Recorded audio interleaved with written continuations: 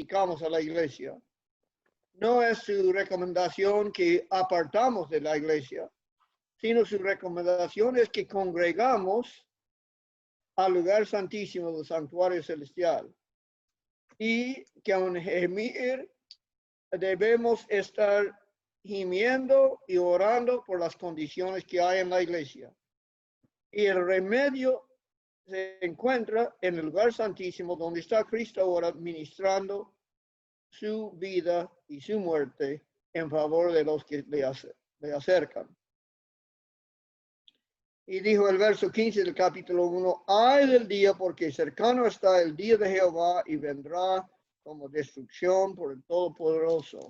Es decir, que entonces el día de Jehová, lo que estamos acercando, es una cosa tremenda.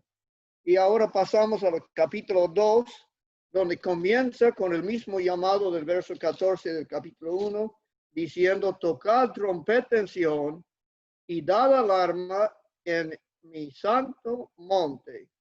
Tiemblan los moradores de la tierra porque viene el día de Jehová, porque está cercano. Vimos en el primer capítulo que este libro es especialmente escrito para la última generación, para nosotros. Y dice, el día de Jehová está cercano, y dice, hay que tocar trompeta en Sión. Sión es el monte donde estaba el santuario de Dios, especialmente se refiere al lugar santísimo que ahora está en el cielo.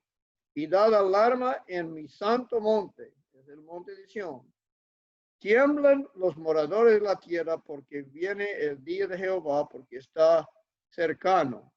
Y entonces voy a leer la porción que nos toca hoy hasta el verso 14 para tener el vistazo en general y después vamos a comentar unos detalles. Día de tinieblas y de oscuridad, día de nube y de sombra. Como sobre los montes se extiende el alba, así vendrá un pueblo grande y fuerte, semejante a él, no lo hubo jamás, ni después de él lo habrá en años de muchas generaciones. Delante de él consumirá fuego, tras de él abrazará llama. Como el huerto de Edén será la tierra delante de él, y detrás de él como desierto asolado, ni tampoco habrá quien él escape. Su aspecto como aspecto de caballos y como gente de a caballo correrán. Como estruendo de carros saltarán sobre las cumbres de los montes, como sonido de llama de fuego que consume hojarasca, como pueblo fuerte dispuesto para la batalla. Delante de él temerán los pueblos y pondrán pálidos todos los semblantes. Como valientes correrán, como hombres de guerra subirán el muro, cada cual marchará por su camino y no torcerá su rumbo. Ninguno estrechará a su compañero, cada uno irá por su carrera, y aun cayendo sobre la espada, no se herirán. Irán por la ciudad, correrán por el muro, subirán por las casas, entrarán por las ventanas a manera de ladrones. Delante de él temblará la tierra, se estremecerán los cielos y el sol y la luna se oscurecerán y las estrellas retraerán su resplandor. Y Jehová dará su orden delante de su ejército, porque muy grande es su campamento, fuerte es el que ejecuta su orden, porque grande es el día de Jehová y muy terrible. ¿Quién podrá soportarlo? Por eso, pues, ahora dice Jehová, convertíos a mí con todo vuestro corazón, con ayuno y lloro y lamento. Rasgad vuestro corazón y no vuestros vestidos, y convertíos a Jehová vuestro Dios, porque misericordioso es y clemente, tardo para la ira y grande en misericordia, y que se duele el castigo. Y el verso 14 del Joel 2, ¿quién sabe si volverá y se arrepentirá y dejará bendición tras de él? Esto es ofrenda y libación para Jehová nuestro Dios. En los versos que acabamos de leer, vemos que hablan de un ejército que está todo en orden, un ejército que no se empuja un soldado a otro, sino todos van en su fila y aunque están cayendo sobre espada, no herirán. Y es un ejército fuerte y antes de este ejército parece como el valle de Edén, todo verde y lindo. Pero ese es otro ejército diferente del capítulo 1 que fue de langostas. Este ejército es el ejército de Dios, como dice en el verso 11, y dice, día de tinieblas y de oscuridad, día de nube y de sombra, como sobre los montes se extiende el alba, así vendrá un pueblo grande y fuerte, semejante a él no lo hubo jamás, ni después de él lo habrá en años de muchas generaciones. Es el ejército de Dios que va entonces adelante, dice, delante de él consumirá fuego, tras de él abrazará llama, como el huerto de Edén será la tierra delante de él, y detrás de él como desierto asolado, ni tampoco habrá quien de él escape. De este ejército no hay escape. Este ejército entra a cada casa, entra por las ventanas. Y este ejército dice que antes que viene este ejército parece la iglesia como el huerto de Edén. Parece que es puro trigo y nada de cizaña. Pero pasando este ejército, parece que ha perdido todo lo verde y está con poco trigo. Su aspecto como aspecto de caballos, y como gente de a caballo correrán. Como estruendo de carros saltarán sobre las cumbres de los montes, como sonido de llama de fuego que consume hojarasca, como pueblo fuerte dispuesto a la batalla. Este ejército de Dios va a avanzar, y este ejército de Dios viene después del ejército de las langostas, que también Dios lo llama su ejército porque Él lo permitió entrar. Pero este es otro ejército. Estos dos ejércitos también hablan en Apocalipsis en el capítulo 9. El ejército de langostas y el ejército de caballos, como estamos leyendo aquí. Delante de él temerán los pueblos y pondrán pálidos todos los semblantes. No dice que la cizaña pondrá pálido, sino todos pondremos pálido. ¿Por qué? Porque este ejército va a entrar en la vida de cada persona. ¿Y qué va a hacer? Como valientes correrán, como hombres de guerra subirán el muro, cada cual marchará por su camino y no torcerá su rumbo, ninguno estrechará a su compañero, cada uno irá por su carrera y aun cayendo sobre la espada no se herirán. Irán por la ciudad, recorrerán por el muro, subirán por las casas, entrarán por las ventanas a manera de la... Y el verso 10 dice, delante de él temblará la tierra y estremecerán los cielos y el sol y la luna se oscurecerán y las estrellas retraerán su resplandor. Este es un terremoto.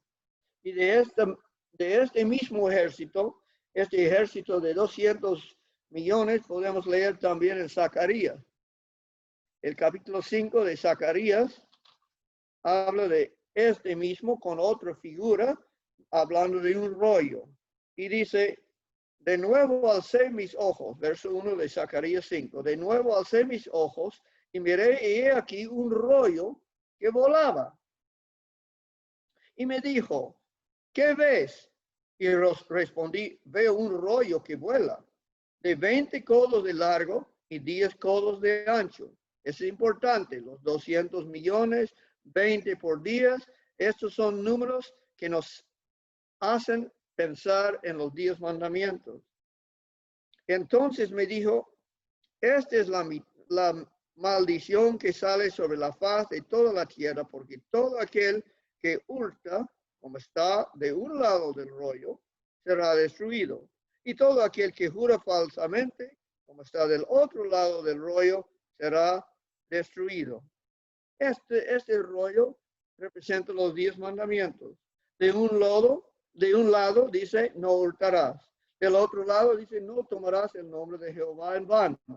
Entonces aquí dice, maldición que sale sobre la faz de toda la tierra, porque todo aquel que hurta, como está escrito de un lado del rollo, será destruido. Y todo aquel que jura falsamente, como está del otro lado del rollo, será destruido. Es una destrucción, como dice en Ezequiel 9, los verdugos trajeron destrucción a todos los que no recibieron el sello de Dios. Y aquí está los 10 mandamientos. ¿Y qué hace? Vamos a ver en el verso 4. Yo la he hecho salir, dice Jehová de los ejércitos, y vendrá a la casa del ladrón y a la casa del que jura falsamente en mi nombre, y permanecerá en medio de su casa y la consumirá con sus maderas y sus piedras. Aquí estamos viendo entonces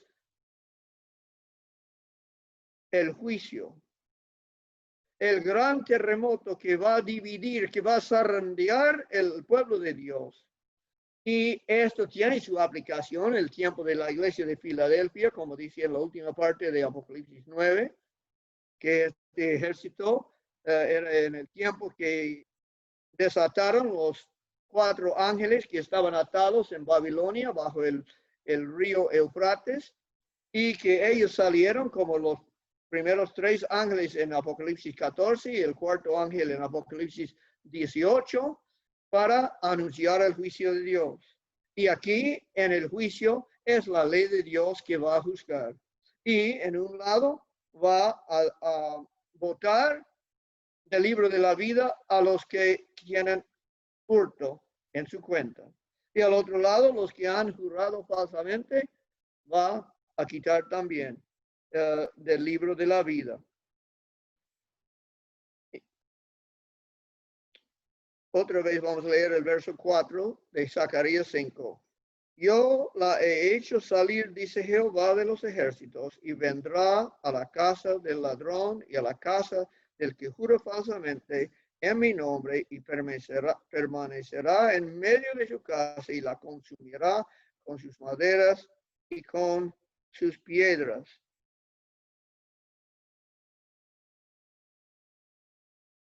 Regresando a Joel,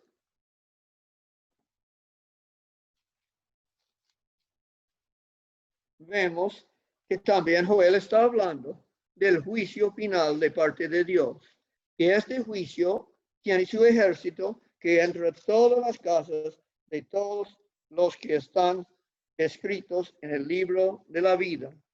Y antes de este ejército parece que hay muchos que se van a salvar.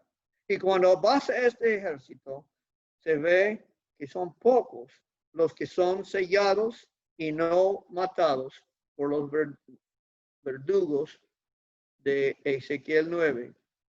Y Jehová, dice el verso 11 de Joel 2. Y Jehová dará su orden delante de su ejército, porque muy grande es su campamento.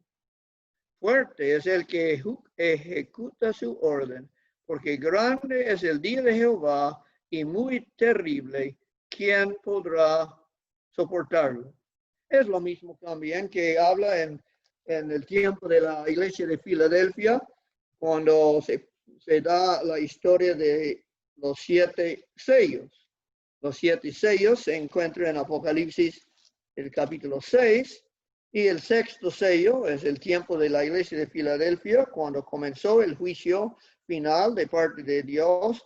Y en cuanto a este dice, miré el verso 12 de Apocalipsis 6, miré cuando abrió el 6º sello, y he aquí hubo un gran terremoto, y el sol se puso negro, como en Joel, ¿no? El sol se puso negro como tela de silicio, y la luna se volvió toda como sangre. Y las estrellas del cielo cayeron sobre la tierra, como la higuera deja caer sus higos cuando es sacudida. Ese es el zarandeo, el sacudir.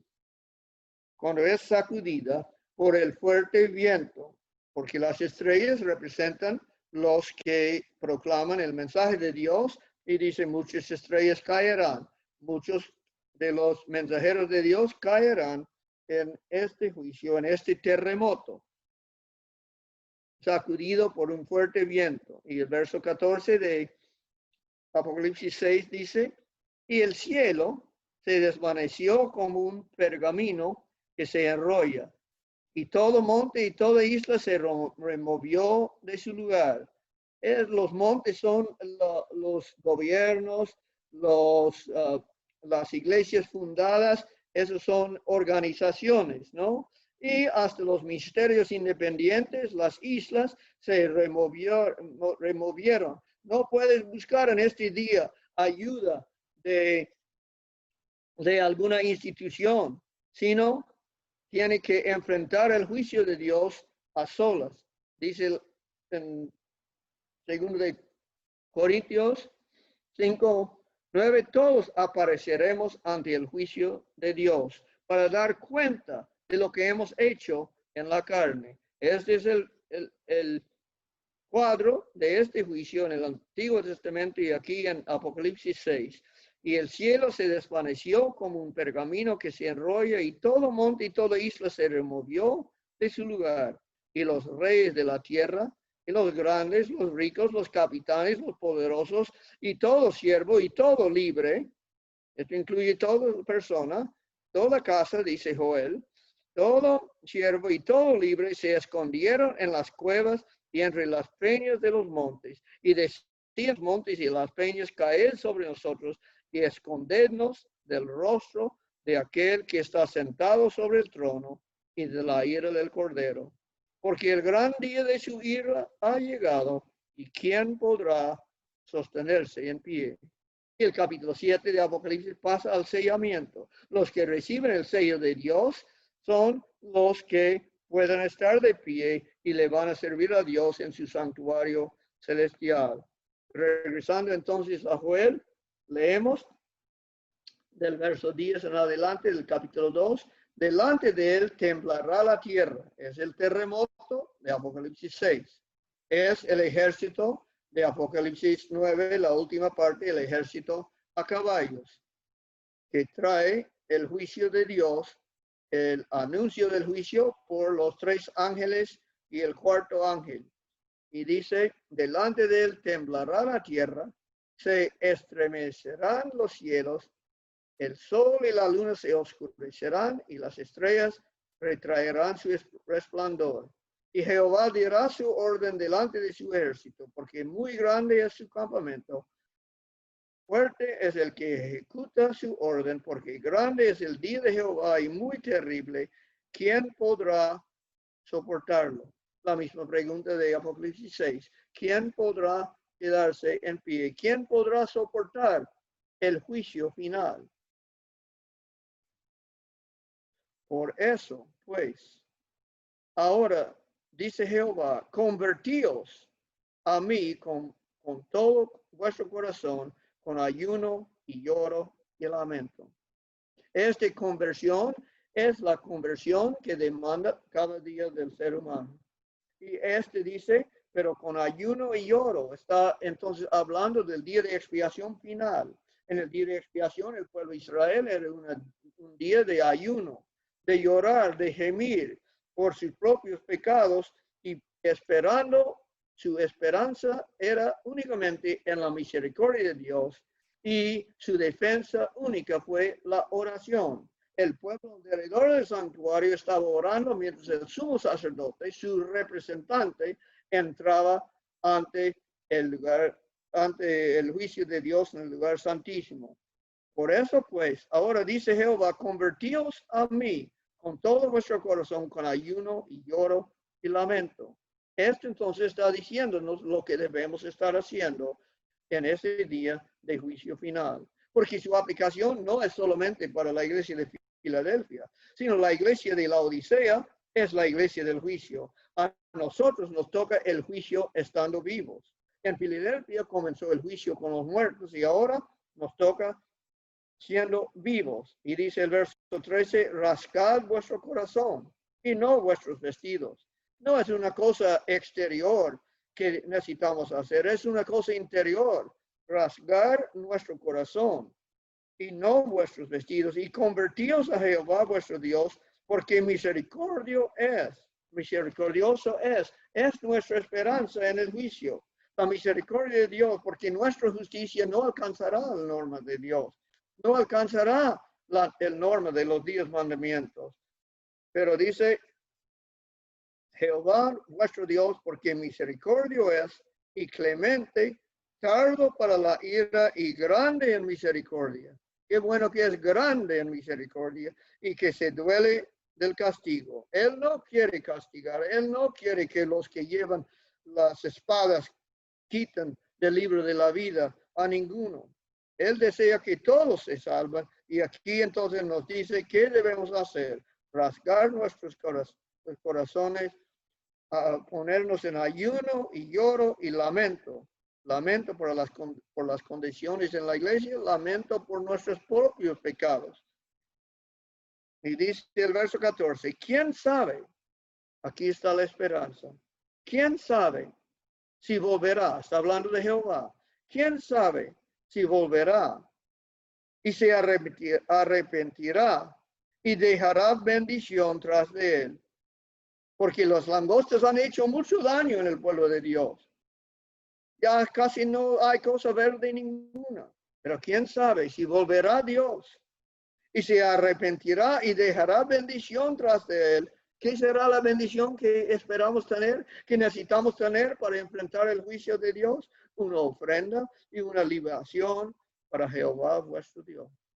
Así que quién sabe si volverá y se arrepentirá y dejará bendición tras de él. Esto es ofrenda y libación para Jehová vuestro Dios.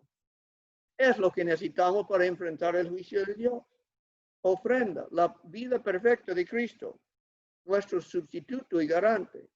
Y libación, el vino de su sangre, porque somos pecadores y sin la gracia de Dios, sin el perdón de pecados, no vamos a poder estar de pie en ese día, no vamos a poder soportarlo, porque estos entran en toda casa, ninguna casa será dejada, entran por las ventanas y los 10 mandamientos será el norma del juicio.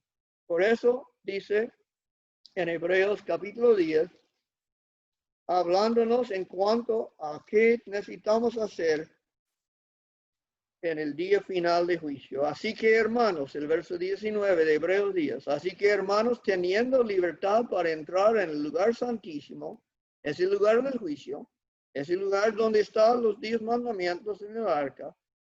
Así que, hermanos, teniendo libertad para entrar en el lugar santísimo por la sangre de Jesucristo. ¿Quién sabe si Dios dejará una libación? Y aquí dice, esto es lo que necesitamos para entrar. Si no tenemos la sangre de Jesucristo y pedimos entrar al juicio, pedimos como David, júzgame, oh Dios, y sin sangre de Jesucristo no vamos a pasar el juicio. Así que, hermanos, teniendo libertad para entrar en el lugar santísimo por la sangre de Jesucristo, por el camino nuevo y vivo que Él nos abrió a través del velo, esto es de su carne. Ahí tenemos el pan, su carne, su vida. Este es lo que abrió a través del velo el camino nuevo y vivo es su vida de Jesucristo. Esas son las dos cosas que necesitamos. Y después sigue diciendo, y teniendo un gran sacerdote sobre la casa de Dios.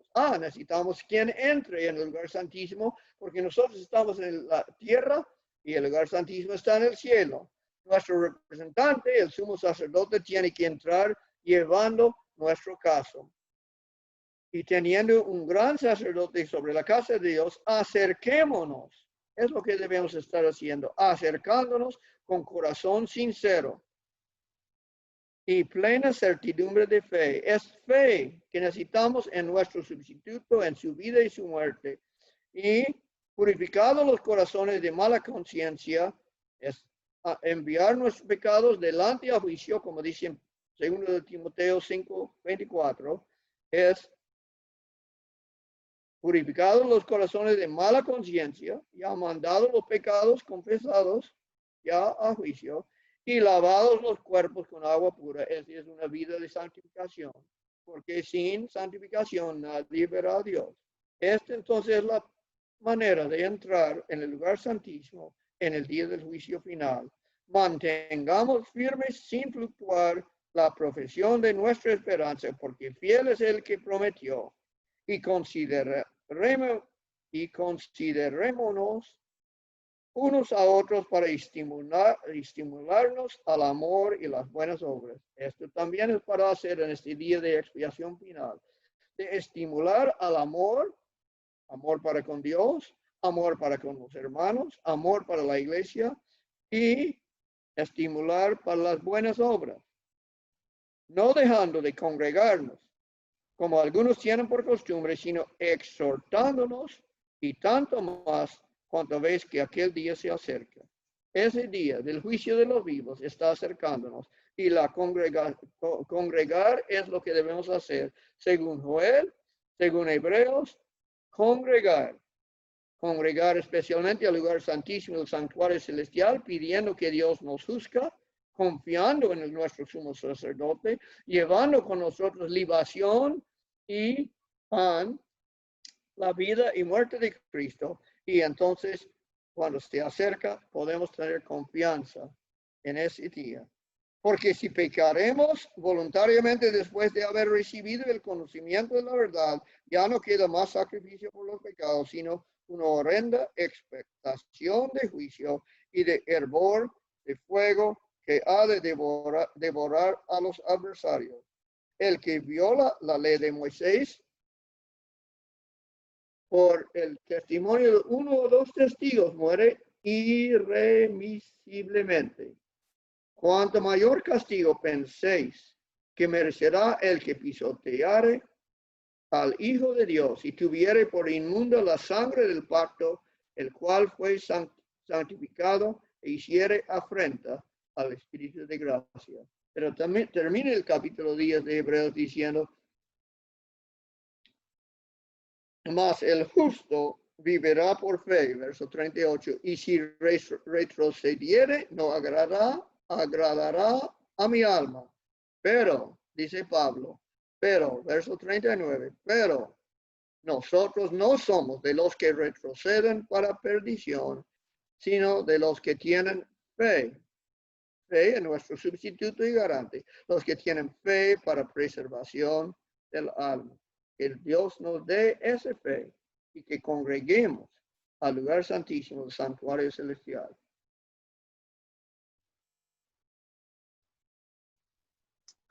Amén.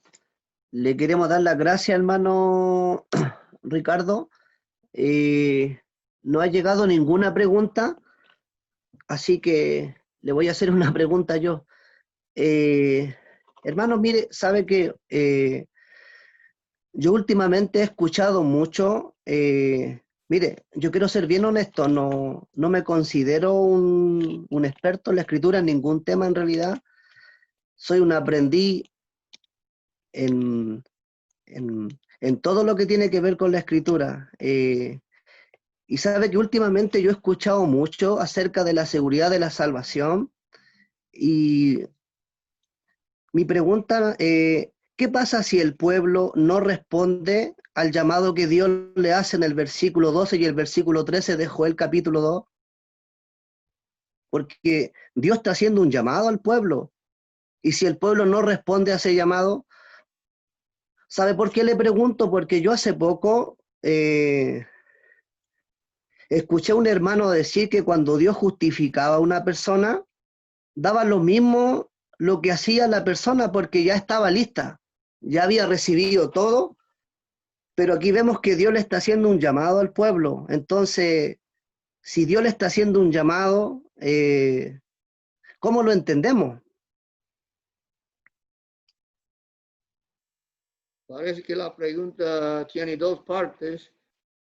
El llamado es de parte de Dios.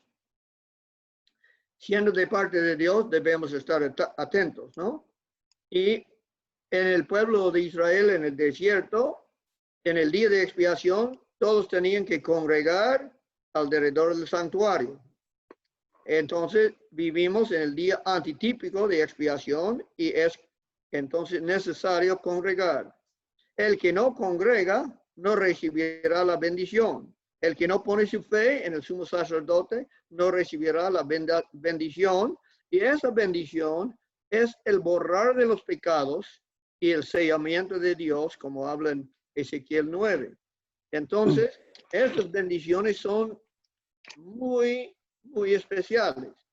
En aceptar a Cristo, recibimos las primicias del Espíritu Santo, según Efesios 1, 13 y 14, ¿no? Recibimos el sello de Dios en el sentido de primicias, de pago inicial. Pero el pago final es el sellamiento, es el don del Espíritu Santo en toda su plenitud. Y en aceptar a Cristo recibimos el perdón de los pecados. Pero el perdón de los pecados es una cosa condicional y temporal. El borrar de los pecados no es condicional ni temporal. El borrar de los pecados es final y ahí tiene la seguridad de la vida eterna. Tú puedes tener la seguridad de la vida eterna hoy en día si haces lo que dice en 1 de Juan. Todo el libro de 1 de Juan está hablando en cómo saber si eres hijo de Dios. Y ahí entonces dice en el verso 3 del capítulo, y en esto sabemos que nosotros le conocemos si guardamos sus mandamientos. Es una manera para ver si tú eres hijo de Dios, si andas en la luz. Esta es una cosa que menciona Juan, si guardamos los mandamientos. Y en el verso 10 del capítulo 2 dice, el que ama a su hermano permanece en la luz y en él no hay tropiezo. Entonces, pregúntate a sí mismo, ¿guardo los mandamientos de Dios? ¿Amo a mi hermano? Y el verso 15 del capítulo 2 dice, no améis al mundo ni las cosas que están en el mundo. Si alguno ama al mundo, el amor del Padre no está en él. Entonces, otra prueba de que estamos en la luz, andando en la luz, si no amemos al mundo. Amemos al hermano, guardamos los mandamientos, no amemos al mundo. Después, al último verso del capítulo 2 dice, si sabéis que Él es justo, sabed también que todo el que hace justicia es nacido de Él. Entonces, si tú quieres seguranza de su salvación, hay seguranza en fijar en estas cosas. Hablamos la semana pasada de uno que anduvo con poca fe y tenía poco gozo en su vida cristiana. Pero si quieres tener gozo, debes guardar los mandamientos, amar a la hermandad, no amar al mundo. Y el verso 29 dice, y hace justicia.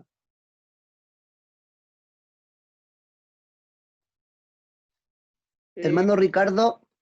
También dice el verso 24 del capítulo 3, y el que guarda sus mandamientos permanece en Dios y Dios en él, y en esto sabemos que Él permanece en nosotros por el Espíritu que nos ha dado. Así que también el Espíritu Santo es dado que confiesa que son a nuestro espíritu que somos hijos de Dios.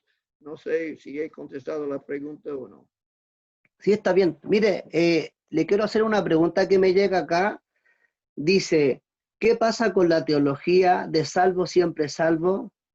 Que es la justificación, pero vivo aplastando a mi prójimo o pisoteando la ley de Dios. Entendí la primera parte, la última parte repite, por favor. Mire, se la leo de nuevo. Dice, ¿y qué pasa con la teología de salvo siempre salvo?